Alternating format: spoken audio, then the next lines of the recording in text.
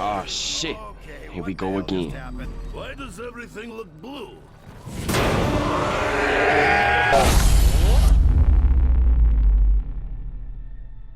Hey, what's up soldiers? My name is GregFPS, the Zombies Extraordinaire, and welcome back to another video here today on the channel. Today guys, we're going to be counting down the top 10 hardest Easter egg steps in Call of Duty Zombies history. Now, I put out a tweet the other day on Twitter asking, in your opinion, what is the hardest Easter egg step in Zombies history? I got a bunch of responses and most of them were for Treyarch Zombies. We're going to throw in a couple from different games as honorable mentions as well. This is completely a community-based list, so I have no input here on this list. Now, what I want you guys to do is comment your favorite Easter egg step in Zombies history down below in the comment section. Not necessarily the easiest, but the one that you think is the coolest out of all the different Easter egg steps. And if you see yours already commented, make sure to upvote the comment of the person that commented it first. Now, personally for me, I love the Sharpshooter step from Buried. Without further ado, let's get right into the top 10 hardest Easter egg steps in Call of Duty Zombies history. Coming in at the number 10 spot is going to be the Shangri-La Napalm Zombie step. Now, obviously this was brought back in Chronicles as well, so it's the same step because it's the same Easter egg. Now, the thing about this step, guys, is it can be a little bit tedious because you actually need to lure a napalm zombie all the way through the tunnels from the minecart side all the way down, but past the geyser and all the way towards the power room. And what you need to do is make sure that napalm zombie is lighting the gas leaks on fire as you're bringing it through.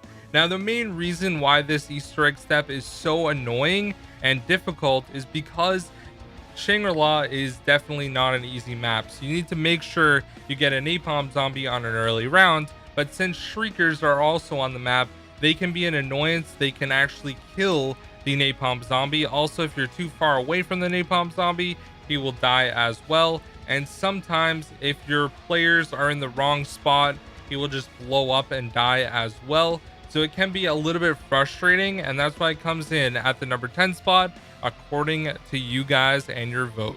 Coming in at the number 9 spot is going to be the Shadows of Evil Flagstep. Now, this step can be fairly difficult, but there's also a lot of ways to counteract the difficulty. But basically how this step works is there's a flag that you need to take from the bottom next to where Widow's Wine's perk machine is on Shadows, and you have to bring it to 4 different locations. Now, each location is going to have 2 different spots that you need to place the flag, and basically you need to protect the flag from an apothecant onslaught of the meatballs as well as these small little guys that fly. Now, those don't spawn if you shoot the Shadow Man fast enough, but basically what you want to use is the KRM, the Apothecant Servant, and Little Arnie's. Those are going to help you guys out a ton if you're having difficulty with this step, but it can be a little bit annoying protecting all of the flags in each location because there is a crap ton, especially in 4-player, of the Apothecant Onslaught.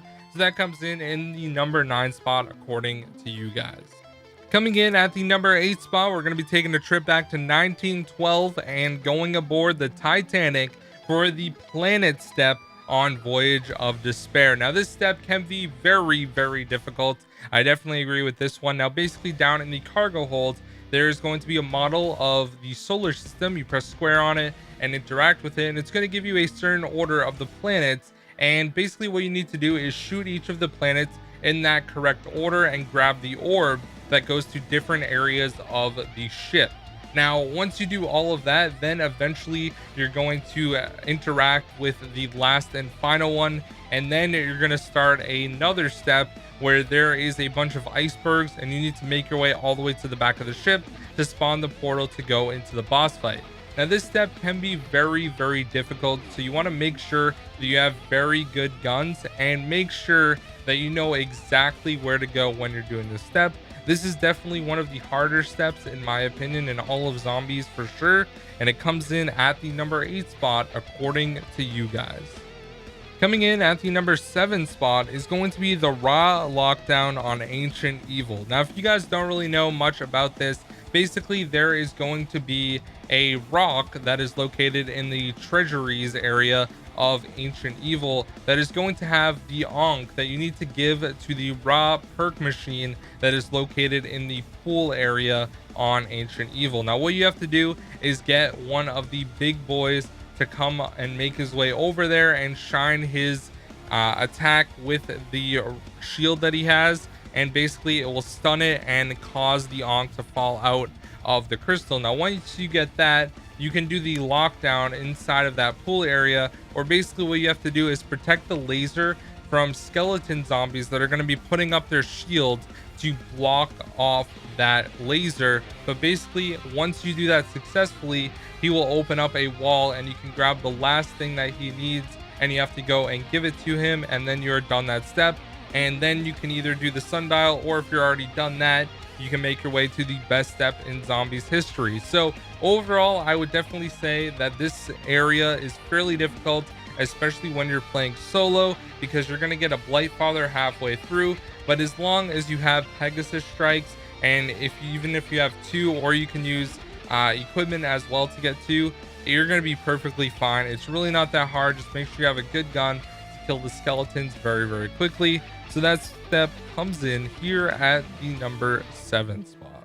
Coming in at the number 6 spot is going to be the raw step, this time on 9. Now if you guys don't really know much about this step, basically there's going to be an order of symbols that you have to correctly kill those enemy types in that specific order. You can get the napalm zombies, you can get the poison zombies, electric zombies, ice zombies, you can get the gladiators, you can get the marauders, and you can get the Blightfather, as well as tigers. And I believe that's all the different enemies. And basically what you have to do is kill 4 at a time in the specific order that is given to you. Now this can be a lot more difficult in solo. I would say 2 players is probably the easiest, to be honest.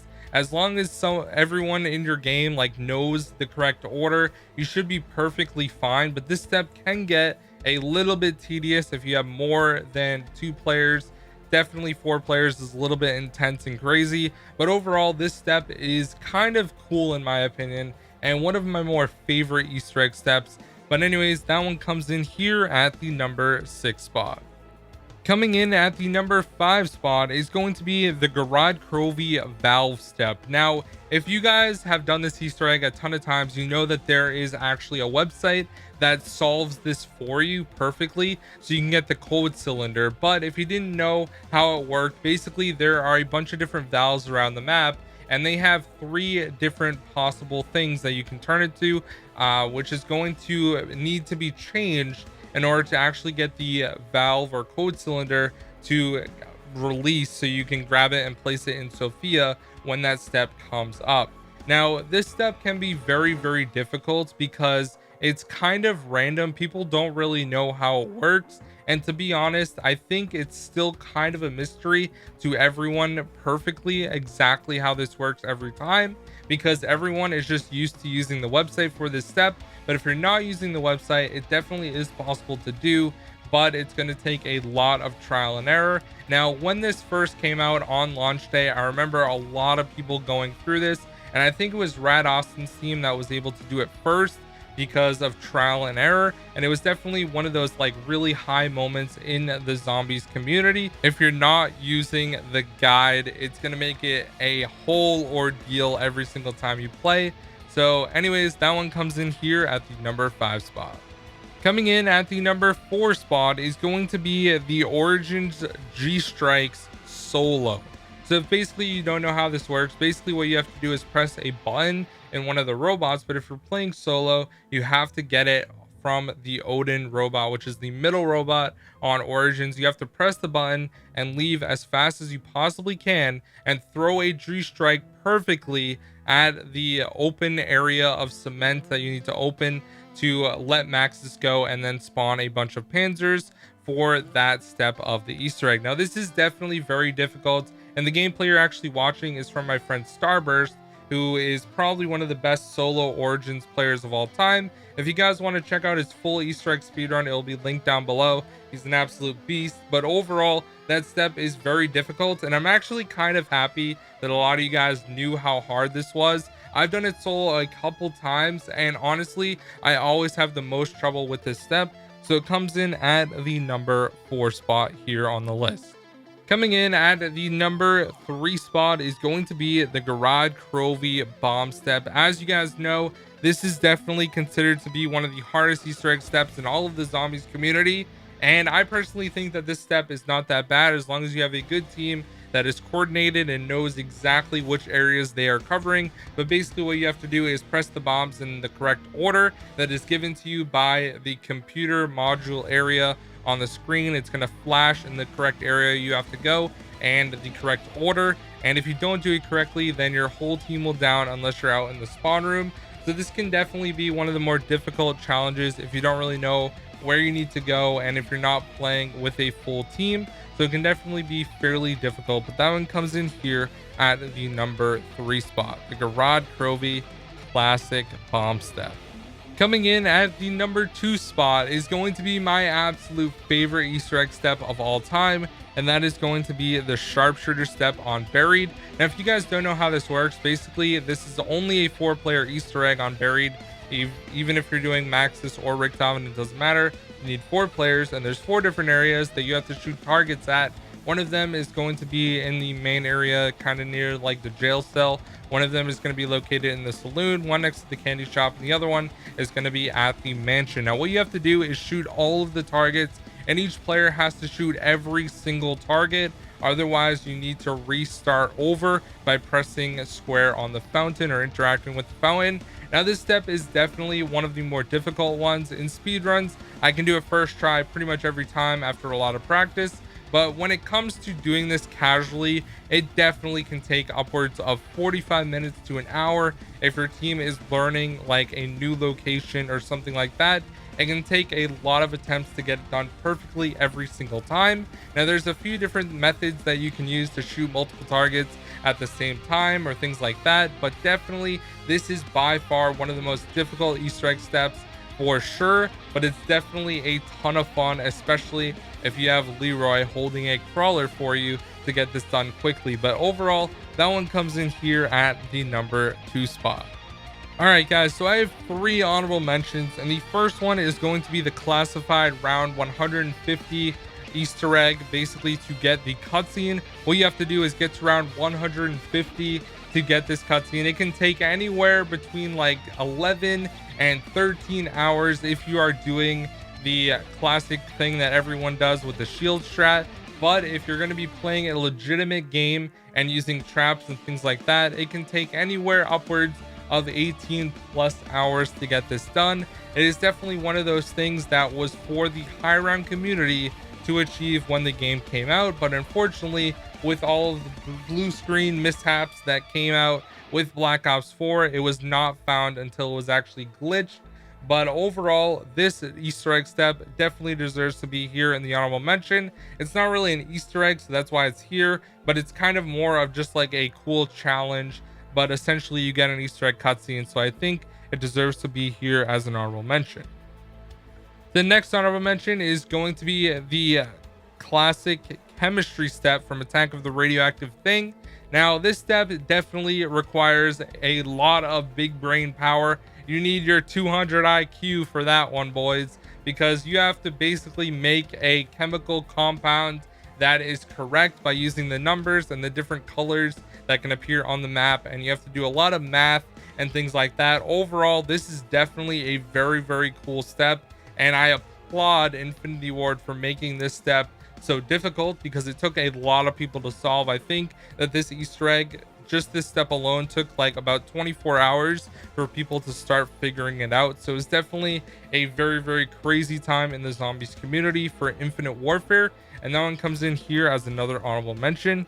All right, guys, and the last and final honorable mention here on the list is going to be the Descent Easter egg, where you have to do the different obstacle course, I guess you could say. It's basically going to be a bunch of different parkour that you have to go through using the exosuit, getting to the finish line. Now, eventually, it's going to be like straight up pretty easy. Then they're going to add in verticality, where you have to like jump backwards and then boost jump up. So this one definitely took a long time for people to do, and I definitely remember it back in 2015 being by far the most difficult step in Exo Zombies altogether. So this one was definitely a really cool, but also very difficult. So that is the last and final honorable mention on this list. All right, guys, and coming in at the number 1 spot is going to be the powerhouse step on Blood of the Dead. Now, a lot of people consider Blood of the Dead to be one of the more difficult Easter eggs in all of Zombies history, so I wasn't really too surprised that this one came in at the number 1 spot. Now, how this power step works is you have to go to the first powerhouse next to the first perk, and what you're gonna have to do is use a shield blast to blast the orb, and then there's going to be one of the ghosts that is going around those power switch areas, and you have to shock him as well. Then you go down to the bottom powerhouse area next to the docks, and basically you're going to have to do Simon Says, pressing the lights that light up in the correct order. Now once you are done that, there are going to be lights that flash, and basically what you have to do is remember those symbols that are located on the machines that flashed. You have to go back to above the top level of the spawn room. You have to get those, and then there's going to be a symbol that corresponds to the other symbols that you got on the machine. Then you bring it, or you go back to the first powerhouse location where the ghost is, and you have to shock him 3 different times so that he pulls the lever on the correct one. And then if you're done, you'll get the orb. Now this step was not the easiest thing to explain right now, and honestly in my Easter egg guide it was pretty hard to explain as well. But overall, this step isn't too difficult if you have a good team that can work well together, but zombie spawning can make it a lot more difficult when you're doing this step. They spawn randomly in that area when you're doing both sides, so that can be a little bit more difficult and a little more challenging. But overall, this step is definitely very interesting, and it comes in as the hardest step in Call of Duty Zombies history. So anyways, guys, thank you so much for watching this video. My voice is getting super raspy after I've been talking for about an hour, making sure this commentary is pretty good. But I hope you guys did enjoy the video. If you did, please do me a favor and drop a like and subscribe if you're new to the channel for a bunch of zombies content here. Thank you guys so much for watching, and I'll see you in the next one. Peace out.